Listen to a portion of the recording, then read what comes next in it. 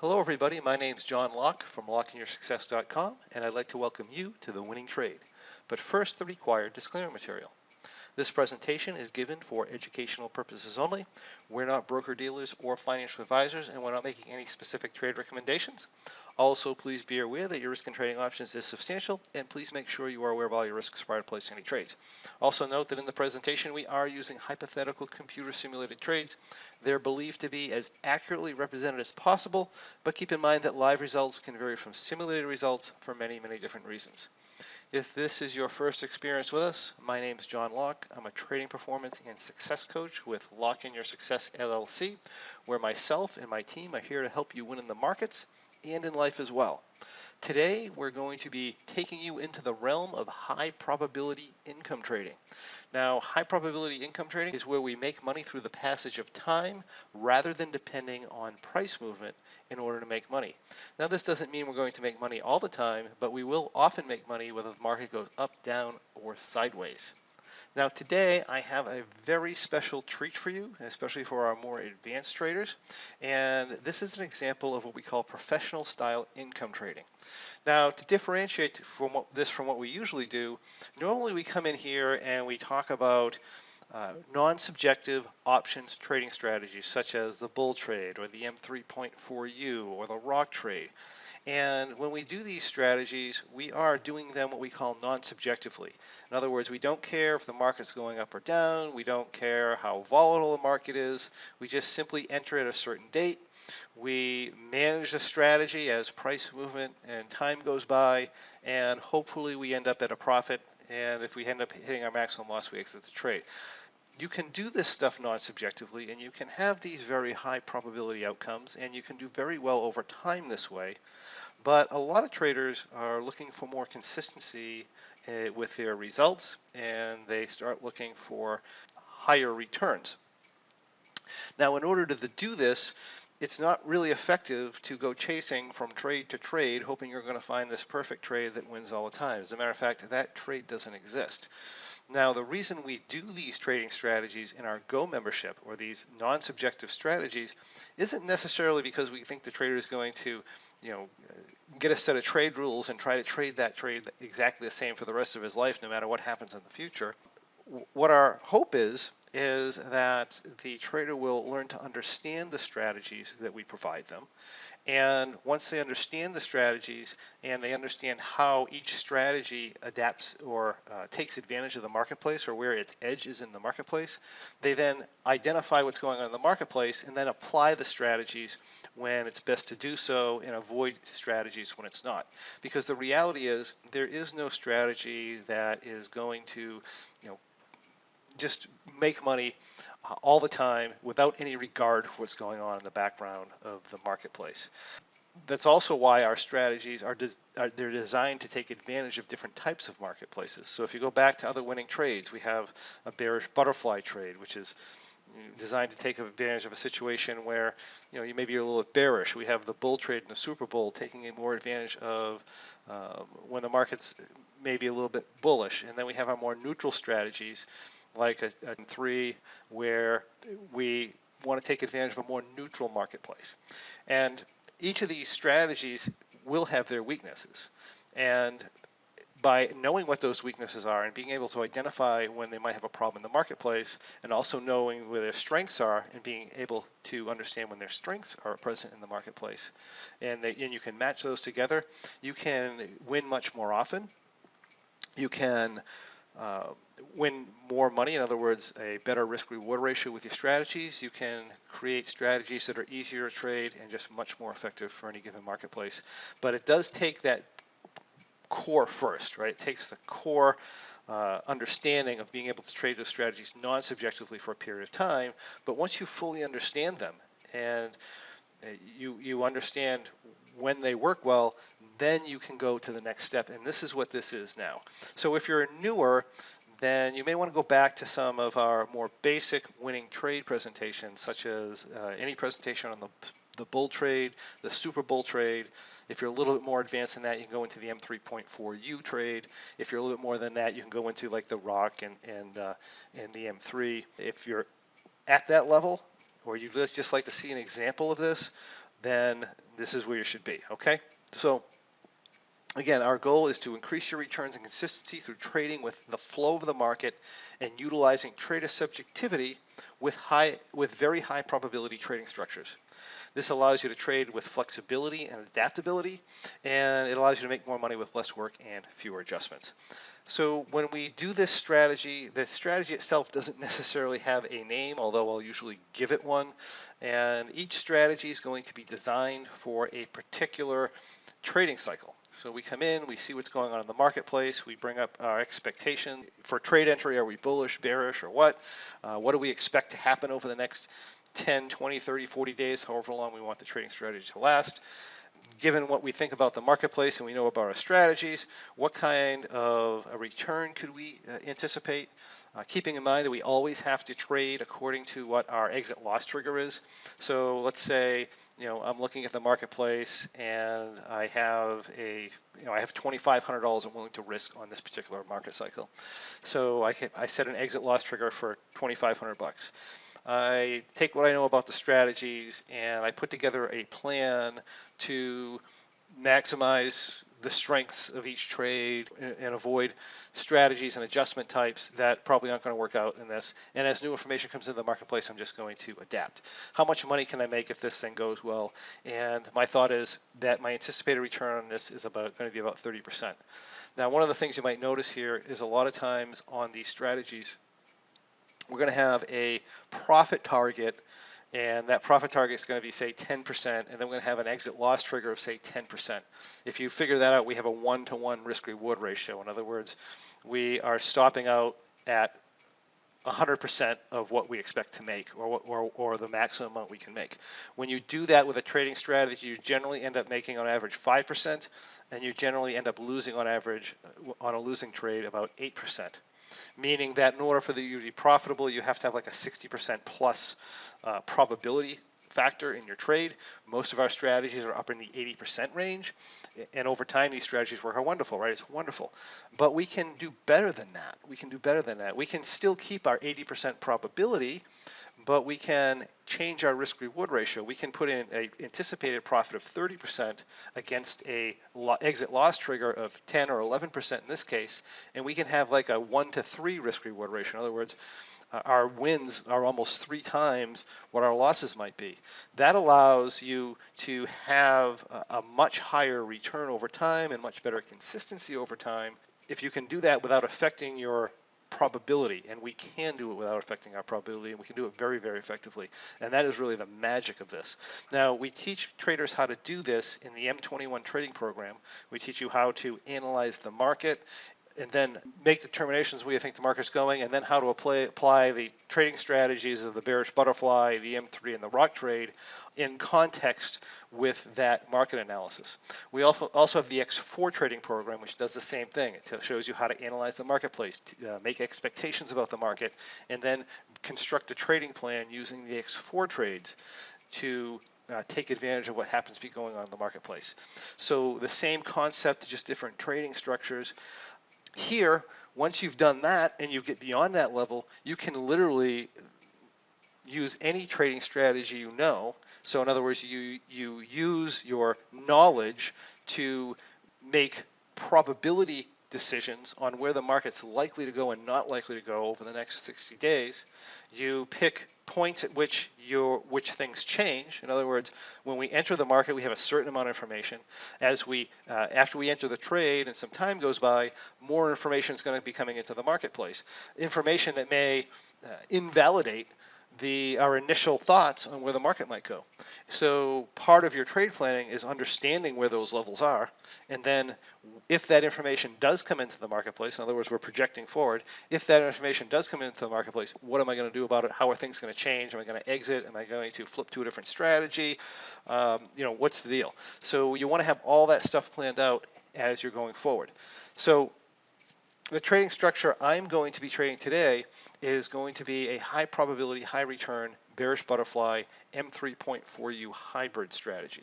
If you don't know what either of those are, again, you go back to thewiningtrade.com and you can see the M3.4U that we trade and the Bearish Butterfly that we trade. So we're going to be doing this on the SPX. So I will show you how we plan to enter this. Our maximum trade size, by the way, 22.5, makes our exit loss trigger $2,500. And I don't really have a profit target with these.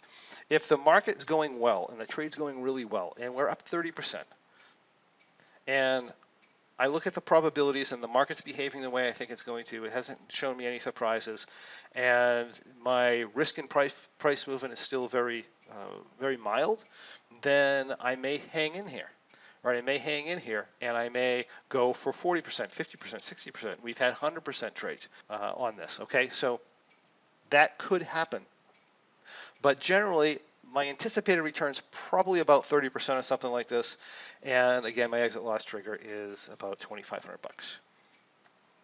So let's go back in time to October 15th, 2020. We are in a situation where I'm ready to enter a trade because I exited a trade from the cycle before. And if I take a look at the marketplace, I use my M21 or my X4 knowledge on how to read the marketplace and draw out my expectations to decide where I believe certain things are going to go. I set up my ladders on where, if new information comes into the marketplace, it's a problem. So my thoughts here coming in is the market's likely to drop out a little bit, and by that I mean, you know, have a come down a little bit further, mild pullback, maybe like 3,400, the top of this cup here, and then it's likely to reverse to new all-time highs. That's kind of like my thought on the marketplace. Now, I'm also aware that that may not happen. Right? The market may go straight up. We don't know. The market may come down, and it may break down and test these lows, and it may come down and test these lows, and we might come into another, you know, think what happened here last March with the pandemic. We don't really know, but the market does signal us when that information comes into the marketplace, and I want my trading plan to encompass what I'm going to do if any of those things happen to happen. So for me, I'm expecting the market to come down. I'm not really concerned with the market breaking down as in a crash, so to speak, unless we start breaking this 3,200 level, because this is an important level. Other than that, we'd expect a down move, then an up move. Now, the really good thing about these strategies is that they're high probability, and I don't have to be right. I just can't be too wrong. And then even if I'm too wrong, a lot of times I get out at a very, very small loss. So remember, our objective here is keep any loss we might have very, very low and go for those higher price targets or those higher profits. Okay, so here, since I'm thinking that the market is going to probably come down, I'm going to enter in bearish butterfly configuration. Now you'll notice this is not a bearish butterfly as in the bearish butterfly program, but I can use all the same concepts here. So a bearish butterfly in the bearish butterfly program is done on the Russell only. It's done with 50-point wings, okay? And I'm entering 20 points below the market, but you know, market situations change. Implied volatility is different. We get different types of information when we enter a trade every single month, and certainly as time goes by from year to year, it can change drastically. So here we have a situation where if you take this T+0 line, which is right here, it peaks out way back here, right? So I almost want to be ahead of the money with my butterfly, and I'm still bearish, even though I'm ahead of the money with a butterfly, because you can kind of see this. So I'm expecting the market to come down maybe 3,400, maybe 3,350, and then reverse higher. So I enter as a bearish butterfly, but I'm not trading a bearish butterfly. So there's a difference between an entry and a trade, and a trading strategy. So I'm initially entering bearish, but my longer term outlook is bullish. So what I'm trying to do is I'm trying to produce an entry where I can get up money relatively quickly, and then once I'm up money, it makes the whole rest of the trade a whole lot easier on the reversal should it happen. And even if the reversal doesn't happen, I sit here and trade this trade and it goes fine. And even if the market breaks down, I have a plan for that. So it's not like I'm taking a directional bet or on an equity or something like that, because I can be way off with this. The market may never go up. I can make money. Now, the only way I'm really generally going to lose is if I'm really wrong and the market takes off and starts, you know, doing 100 points a day for the next 8 days. I have a plan for an up move, and we can see that coming, right? Because if you look at the price charts, if I get an up move and I break this high here, then yeah, that's bullish, in which case I'd want to flip out of my my bearish entry. That doesn't mean I'm going to lose the trade. It just means I'm going to restructure, and I got a kind of a poor entry on the position. But you know, trading's all about edge. I'm putting all the edge in my favor. I'm putting in the high probability edge. I'm putting in a little bit of directional edge to get a good entry, and then I'm also, during all my adjustments, I'm letting the delta go to certain points, maybe over what a normal trade might do, so that I get the edge on, you know, I take the anticipated market direction edge into the equation as well. And I don't even have to be right, but if I hit enough edges, it makes a situation where I'm much more probable to win the trade, and I'm also, when I do win, I can get much higher returns off of my money in shorter amounts of time. So here we are with 36 days to expiration. There's nothing magic about 36 days. I just happened to exit the trade, the last trade. And I decided to do that. Usually I decide to do that because I want more time, right? So if the market's moving around a lot, usually you don't want this type of a trade, you know, say 10 days to expiration if we're getting 100-point moves in the SPX, because they start to become sensitive to price movement, where if I'm 30 days or 50 days or 60 days, they're not that sensitive. So again, you know, I might just want a little bit more time in this, and you're going to see when I exit this that is indeed the case. So here we are, and let's just kind of go through this day by day and see how this goes. So we're anticipating the market to range kind of somewhere between, you know, maybe 33.50 and probably, what is the top of this here? The top of this is about 35.34. Okay, 35, so somewhere 35, 34 is right about here. So right in this range, we're anticipating it to go in this range for a little while. As long as it stays in that range, we don't have any problem. We are expecting the pullback early, which is why we're at negative delta. We're expecting a bounce later. So let's move on.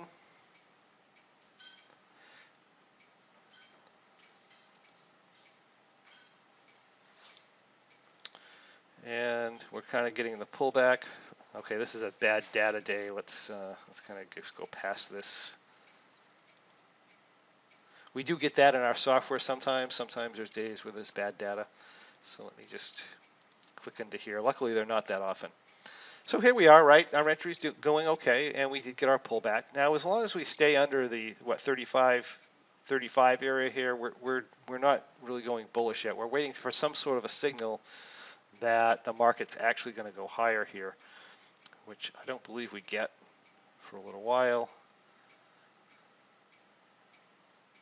Okay, so now we got our pullback that we expected. So here we are, and we're about 1400.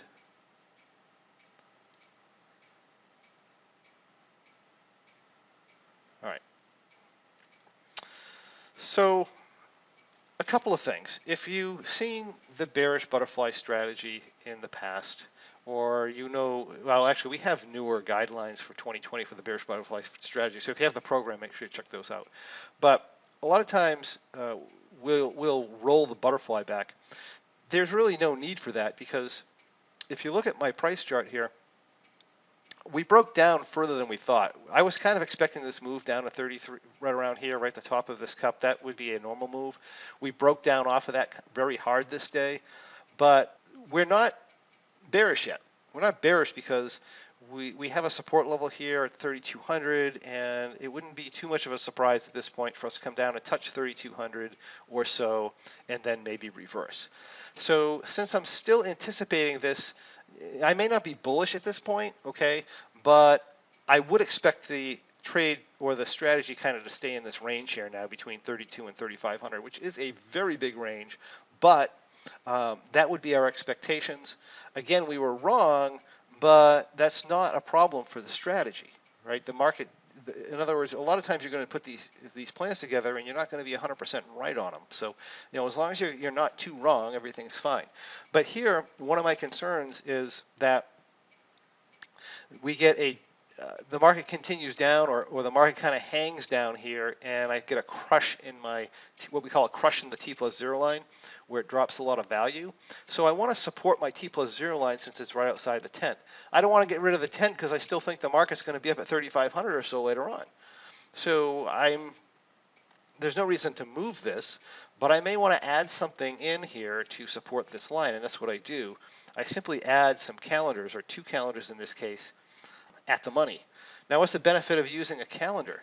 Well, when I get an 85-point down move in the SPX, the market usually goes into what we call backwardation. In other words, we get a very high implied volatility in November, and it doesn't go as high in December. And usually, one of 2 things is going to happen at that point. The market's going to stay crazy, and the implied volatility in December is going to pick up, and I'm going to make money. Or the market's going to calm down, and the implied volatility in November is going to calm down, and we're going to make money. So that makes this type of a scenario very good for a calendar as far as stability for your T+0 line. So here we are here, and I've done this. Now, we're just going to see where the market goes. I'm not really too concerned of another market crash. In other words, if we're going to get a market crash, I'm going to look for this to be below the 3,200 level. Until then, I'm just going to assume it's going to hold range. So here I go to the next day, and we get a bit of a bounce, but we're kind of still in range of our calendar. There's really nothing to do here. All right, so now we get a 68-point down move, and we pull past the calendar, meaning a continued down move is going to hurt the calendar and it's going to hurt the butterfly. So I'm just going to come back, and I'm going to move this calendar back to at the money here. So you'll notice it's at 3,300, and I'm going to ignore trades, and that's going to bring this all the way down to 3240. So now we have this position here. Like I said, if I had reason to believe that the trade wasn't going to be in this range, then I might do a rollback here, but I don't. But everything is fine here. There's no issues whatsoever. So let's just move forward. Okay, we get a big bounce, and we get outside our butterfly here. And this is an anticipated bounce too, right? Because this is now doing what we expected. We came back down, we tested this support point, and now we're starting to bounce. So we're outside the calendar here. So I'm just going to bring the calendar forward again and bring it back to at the money. Again, supporting our T+0 line, keeping things stable. If we go to Tuesday, we got a 68-point up move. This is what our position looks like. Again, I could either exit the calendar at this point. It would be okay to exit it, or I can bring it back to at the money for try to get one more bite out of it. And the reason I might want to do that is if the market stalls, I can get a pop in my profit and loss. So I come in and I bring this up to here. Notice our maximum capital in this is pretty much under $20,000 the whole time. And this is where we look here. If you look at our price charts, we're making the move up towards the top. Especially, at this point, usually when we get a V reversal like this, we have to anticipate retesting the top of this here. Okay, so let's move forward.